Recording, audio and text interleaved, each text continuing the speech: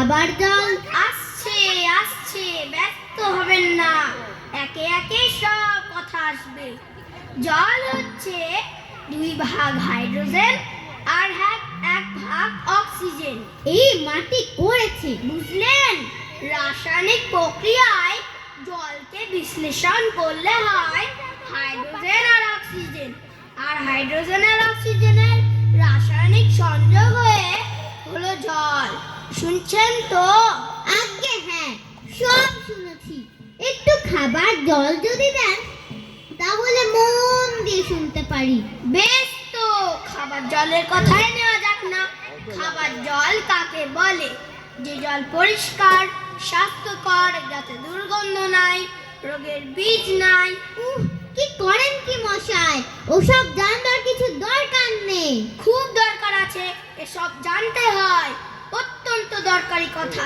হোক দরকারি, আমি জানতে চাই নে, এখন আমার সময় নেই। এই তো জানবার সময়, আর 2 দিন বাদে যখন বুড়ো হয়ে মরতে বসবেন তখন জেনে লাভ কি?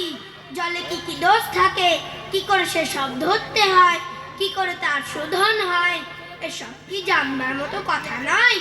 এই যে নদীর জল সব সমুদ্রে যাচ্ছে, সমুদ্রের জল সব বাষ্প হয়ে উঠছে, মেঘ হচ্ছে, বৃষ্টি পড়ছে, এসব কেন হয়, কিসে হয়, তাও তো জানা দরকার।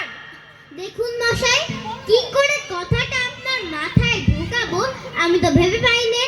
বারবার করে বলছি, তেষ্টায় গলা শুকিয়ে কাঠ হয়ে গেল, সেটা তো কেউ কানে নিচ্ছেন না। একটা লোক তেষ্টায় জল জল করছে, তবুও জল খেতে পারে না, এরকম কোথাও শুনেছেন? শুনেছি বই কি, চোখে দেখেছি। বদ্রীনাথকে কুকুরে কামড়ালে বদ্রীনাথের হলো হাইড্রোফোবিয়া, যাকে বলে জলাতঙ্ক, আর জল খেতে পারে না। যেই জল খেতে যায় অমনি গলায় খিস ধরে যায়, মহা মুশকিল। শেষটায় ওঝা ডেকে ধূত্র দিয়ে ওষুধ মেখে খাওয়ালো, মন্ত্র চালিয়ে বীজ ঝাড়লো, তারপর সে জল খেয়ে বাঁচলো। ওরকম হয় না, এদের সঙ্গে আর পেরে ওঠা গেল না। কেনই বা মরতে এসেছিলাম এখানে? বলি মশাই, আপনার এখানে নোংরা জল, দুর্গন্ধ জল ছাড়া ভালো খাঁটি জল কিছু নেই?